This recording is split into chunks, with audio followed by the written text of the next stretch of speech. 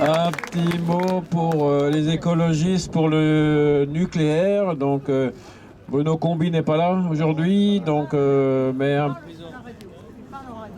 il parle à la radio, donc il a été retenu par des interviews aussi sur Paris. Mais il est de tout cœur avec nous, donc...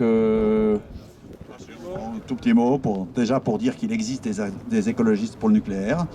Pourquoi nous sommes comme ça? Parce que nous étions souvent d'abord écologistes. Moi, je suis un des plus vieux écologistes de France, puisque j'ai 70 ans.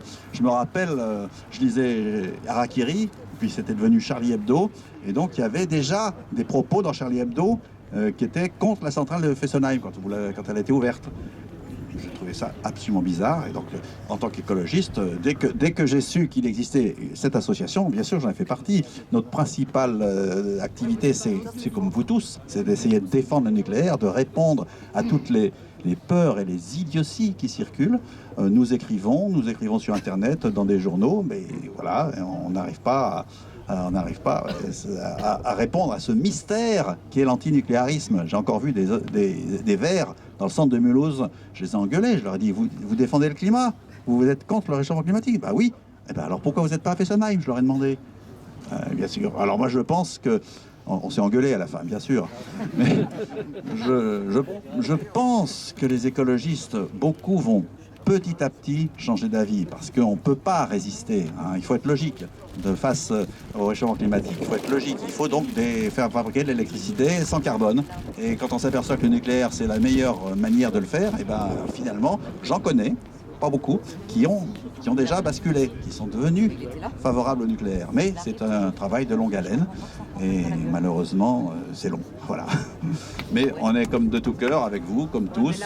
Voilà. Personne qui filme. Il est seul. Non. Parfait. Alors, moi je suis une scientifique. Et c'est à ce titre que je suis venue ici que je prends la parole. L'autorité de sûreté nucléaire a déclaré il y a 2 ans que Fessenheim était apte à vivre jusqu'à 60 ans. L'autorité de sûreté nucléaire, c'est la plus haute autorité qui soit en la matière, dixit et le gouvernement même. Donc, en tant que scientifique, je pense que fermer Fessenheim, c'est un déni de la science, que c'est extrêmement grave de dénier la science. Et à ce titre, je suis là et je compte y revenir. Merci à vous. Alors, il y a aussi beaucoup de scientifiques qui sont de l'autre côté, mais bon, pour autant, voilà. C'est bien aussi que certains scientifiques défendent cet outil-là. Et les meilleurs sont là, évidemment. Merci beaucoup. Je suis aussi membre de l'association de Monsieur Combi, qui est un très ancien écrivain sur le nucléaire. Vous pouvez ressortir ses bouquins. Je l'ai fait il n'y a pas longtemps, un bouquin d'il y a 30 ans. C'est une merveille. Je voudrais remercier aussi monsieur qui a nucléaire. Oui, merci. J'ai fait à Nancy, sur la place Stanislas et sur la place Maginot, une enquête de terrain. J'avais fait 2 pages format A4 pour défendre Fessenheim et j'ai tout entendu.